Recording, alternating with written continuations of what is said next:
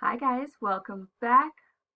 Alright, we left off on strategy versus spontaneity. So picking up for neutrality versus empathy. So neutrality versus empathy is a response in a way. So neutrality, let's start with that, is indifference really. Like, oh, okay, yeah, that's nice when they're trying to share their feelings with you, or yeah, okay. Just not really being all there, kind of just going through the motions of listening, but not really actively listening. And then there's empathy, which is you're listening with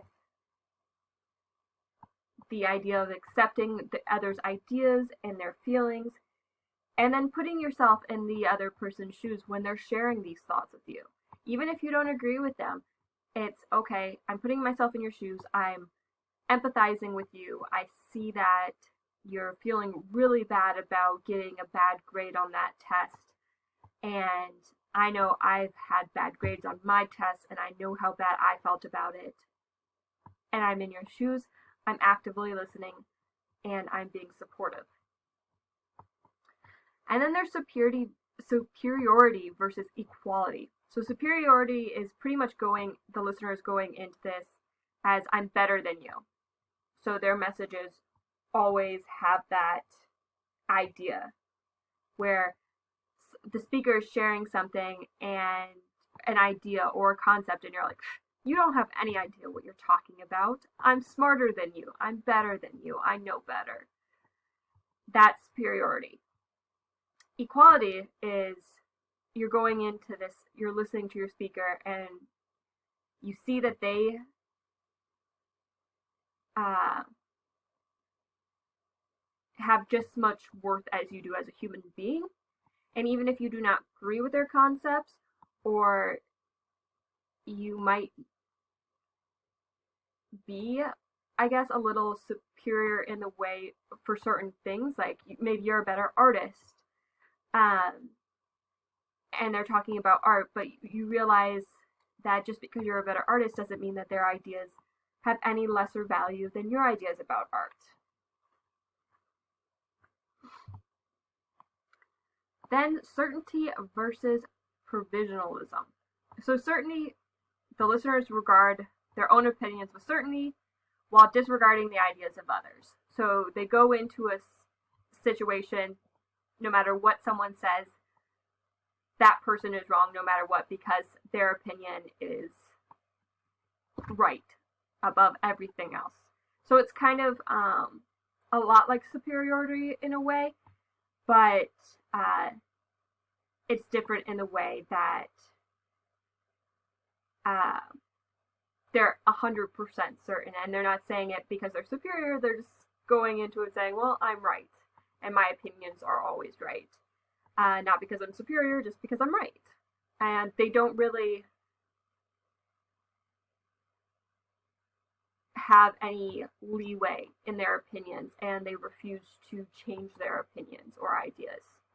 While provisionalism, when the listener is willing to acknowledge others' opinions and even change their stance on their opinions and change their opinions completely just because they were convinced by the speaker themselves and their side of it. So provisionalism, accepting others' ideas and willing to change your own if that side is more feasible than what you originally thought or considered. All right, and then there's the saving face idea or section. And it goes into the assertive message format, which is broken up into behavior, interpretation, feeling, consequence, and intention. So these are like formatting the sentences. Most likely, something like this will be on your chapter 11 quiz. So I would pay attention to the difference between how you interpret things, how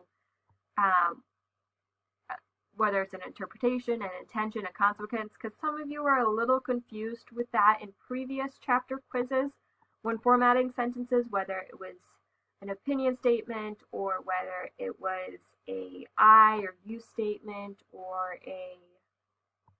what other statements were there? A complaining statement, argumentation, and different types of responses. So you guys a little bit struggled with that, and don't forget that you can use your textbook if you're a little confused with these sentences on these quizzes, alright?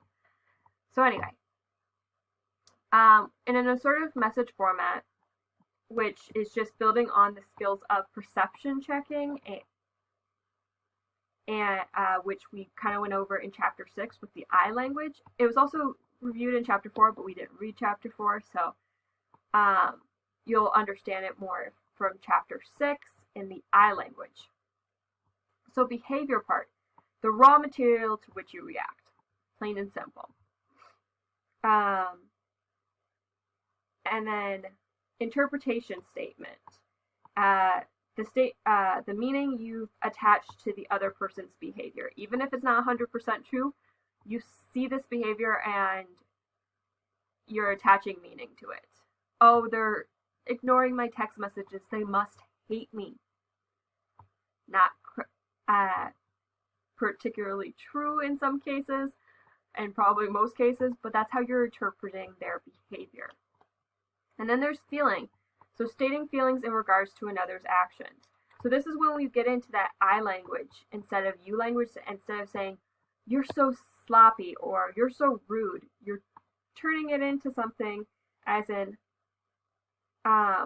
when you laugh at me, I think you find my comments foolish and I feel angry.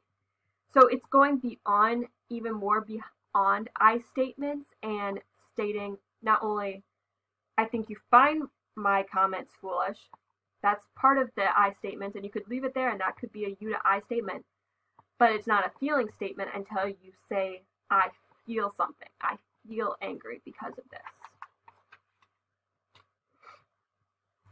And then there's consequence, which is explaining what happens as a result of the situation you've described so far. So,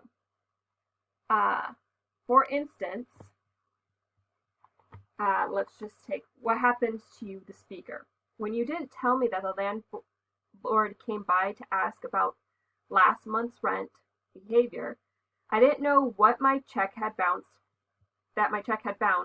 That's the consequence. It seemed to me that so I'm just going to actually leave it there. The consequence. Because you didn't tell me the landlord came by to ask me about last month's rent, I didn't know that my check had bounced. Consequence of that action. And then intention. These come in 3 different types of messages. So there's one where you stand on an issue. So this is where I'm standing on the issue. This is what I'm speaking about. This is where I stand. Request of others. And then 3 descriptions of how you plan to act in the future. Because this happened, I've decided that in the future, I'm going to do it this way instead. Or continue to do it because it worked this time.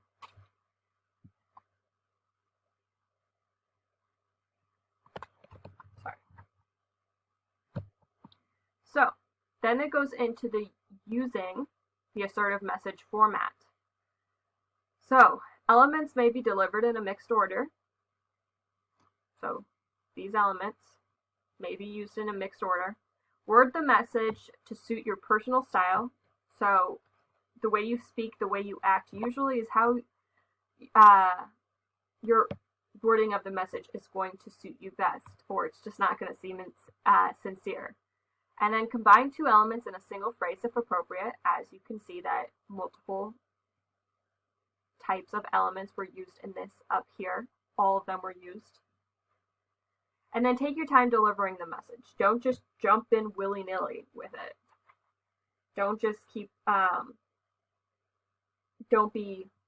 don't not think it over. Always think of some things before you say them, because once you say something, you can't really take it back.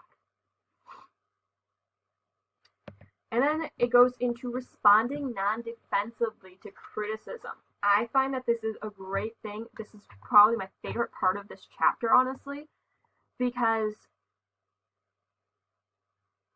criticism is going to be in every part of your life for the rest of your life. And if you can't take criticism, especially constructive criticism, then you're just going to be really angry all the time. And sometimes criticism isn't really meant to be mean, which is what I think responding to non-defensively to criticism by these parts of seeking more information and agreeing with the critic really helps you break it down. So seek more information. Ask for specifics. Don't just go in thinking that you know exactly what they mean from one criticism. Ask specifically, okay, you thought my grammar was wrong in this paper, really bad in this paper. What parts of this grammar? Break it down for me. Guess about specifics. So guess what, sorry, going back to my notes.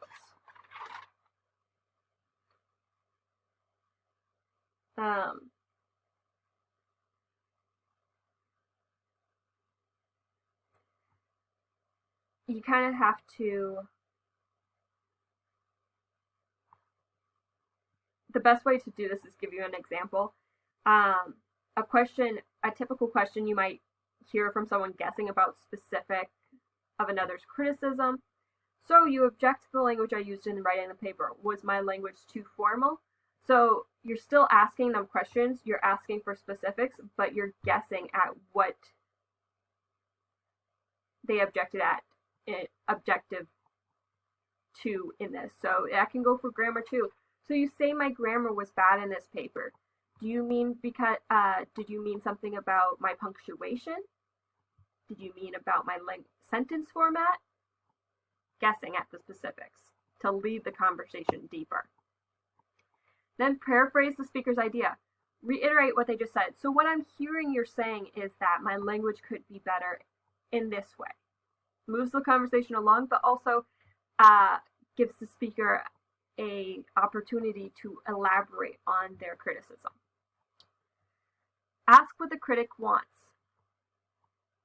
So this, sometimes criticism isn't so straightforward, like, oh my gosh, turn down your music. Sometimes it's a little vague. So ask, what do you want from me? You're criticizing this, but I'm not exactly certain what you want. You said you were mad at me for throwing this party. Are you mad at me? Do you want me to cancel the party, or what do you want from this situation? What do you want from giving me that criticism? Ask about the consequences of your behavior. Okay, so I see that you're mad at this. Is this something that we can fix in the future? Is this something that you're permanently going to be mad at me about? Is this ending our relationship? What are the consequences of what I just did? Ask what else is wrong. Okay, so you have this criticism about my paper. What else is wrong with it? Can you give me more details? And then agreeing with the critic. So agree with the facts. It is a fact that your grammar is bad in the paper. You can see that. They gave you examples. Agree with it. Because agreeing with it will help you understand in a deeper level what you can fix. Denying it's not going to help you. And then agree with the critic's perception. That's going into the idea that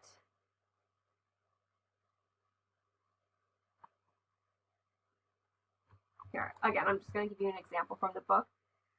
I don't believe that you've been all the places you were just describing. You're probably just making all this up to impress us. Criticism. B. Response. Well, I can see how you might think that. I've known people who lie to get approval. So agreeing with their perception doesn't mean that it's what they're perceiving is true, but you can see their point of view. Alright, so that's the end of the chapter. We finished in 2 parts. I'm really proud of us, and I will see you in tomorrow's video. Have a good week. Bye.